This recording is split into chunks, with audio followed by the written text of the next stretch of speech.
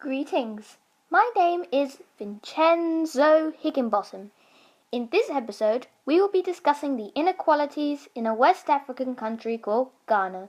But before I begin, I must issue a viewer's discretion. Some pictures included in this episode are of people in extreme poverty. If these sort of things upset you, then I recommend you to see some of my other videos, which are posted on Sub-Saharan Reddy's YouTube channel, which goes by the name of Sub-Saharan Reddy, spelt SAMRENREDDY, or Sub-Saharan11. He directs the series.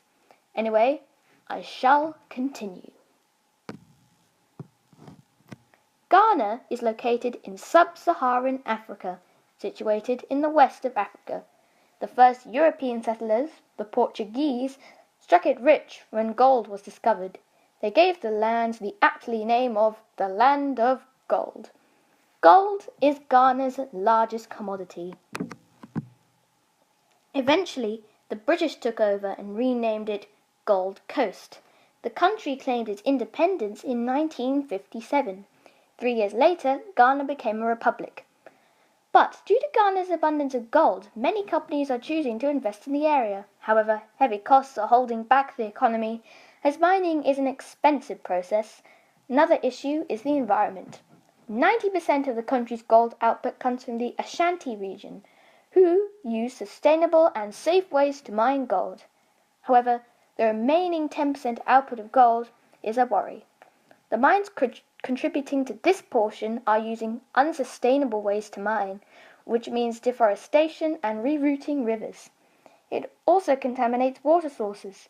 Most of Ghana's gold are blocked by forests, and as more companies are choosing to mine in the area, the government has to make a decision. Either cut down the forest to boost the economy and create thousands of jobs, or preserve the animals' habitat but leave the economy as it is. Ghana is still recognized for its gold mining, but rising costs are becoming too much for Ghana to cope. Here's what one of the miners had to say. Well, the thing is, we are not getting enough money in return. I mine in the Ashanti region, so at least I'm better off than those who don't. While I hope things will change soon, I have faith in Ghana. Under British rule, Ghana was the world's largest diamond miner. After independence, diamond mining was confined to the small-scale sector. The government wanted diamond mining to be much more than that. The country produces 400,000 carats a year. The government banned excavators due to environmental issues, but the miners are claiming that they have to dig deep to reach the rocks containing diamonds. But the miners, they have to use manual labor to do so, making it difficult and unprofitable for them. The majority of diamond exports end up in Belgium or the Netherlands before continuing to other parts of the world. The country has a lot to do if it wants to become a major player. Things are changing though. The Precious Marketing Company has set up a diamond polishing plant in response to the government's realization of the importance of polished diamonds. This should cut down Ghana's exports of rough diamonds. Adding to the advantages, it will create jobs, as people will be needed to polish the diamonds. If the country could add value to its diamonds, not only would it increase exports, but it will help the exporters and miners receive higher returns. Ghana is most famous for its cocoa production. Cocoa is the main ingredient used to make chocolate. World-renowned chocolatiers such as Cadbury source their ingredients from Ghana. Between 1911 and 1976, Ghana was the world's largest and leading cocoa producer, making up 30 to 40% of the world's output. The importance of cocoa in Ghana provided steady income to the cocoa farmers and to the economy. However, in the 1970s, the worldwide price of cocoa dropped. Cocoa farmers in Ghana were receiving less than 40% of the world market price of cocoa, so many stopped farming altogether. In the 1980s, the droughts and bushfires meant that Ghana was now only producing 12% of the world's cocoa, compared to a third in 1972. Farmers are getting little money which could potentially support their families.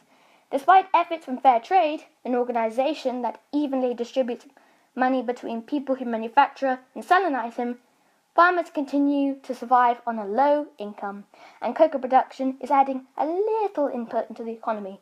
Here's what one of those farmers had to say. I have a family to feed. My wife, sons, and daughters go hungry every day because we just can't afford the food. I get so little pay. Most of the money goes to big chocolate companies, and we get a little or no return at all. Bauxite is a crucial material used in the manufacturing of aluminium, which is used for soda cans, cars, and electronics. Due to the remote locations of mines, companies have invested huge amounts of money building infrastructure such as roads, schools, electricity and water supplies, and hospitals. These have helped the local communities situated close to these mining locations. However, the degradation of air, water, and the environment as a result of mining activities have meant that the towns are suffering as well. To add to the issues, there has been a significant decrease in the amount of bauxite being mined. In fact, bauxite is only being mined at half capacity. Moreover, 2011 experienced a cut of 22% of bauxite being exported compared to the previous year. There is a solution to the problem, however. Ghana has a rich supply of hydroelectricity. Hydroelectricity can be used to extract bauxite and can be utilized to smelt aluminium.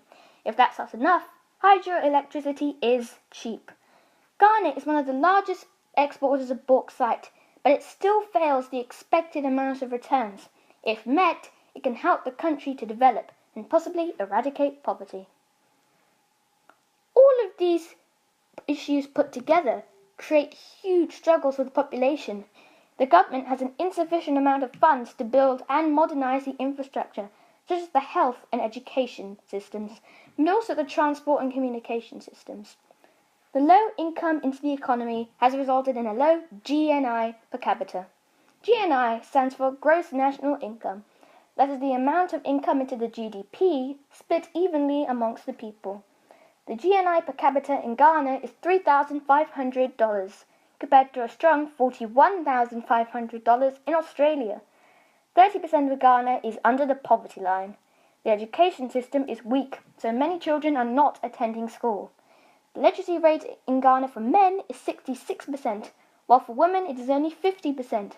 This is because women are expected to look after the house and complete errands such as collecting water, and so cannot make the time to attend school.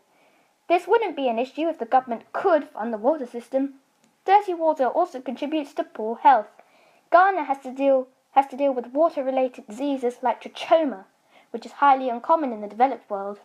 Trachoma is a disease that causes the sufferer to go blind. It is difficult to seek medical help, however, since doctors and other trained professionals who are trained in Ghana leave the country for a better life. The most common cause of death in children is malnutrition, caused by a lack of food and water. So, what is being done to help? First world countries need to provide support to developing countries. One such aid agency which works in Ghana is a Christian organization called World Vision. World Vision has helped to improve the health system.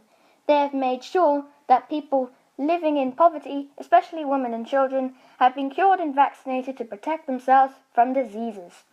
World Vision is also working towards improving sanitation and education. They have even set up Christian community clubs.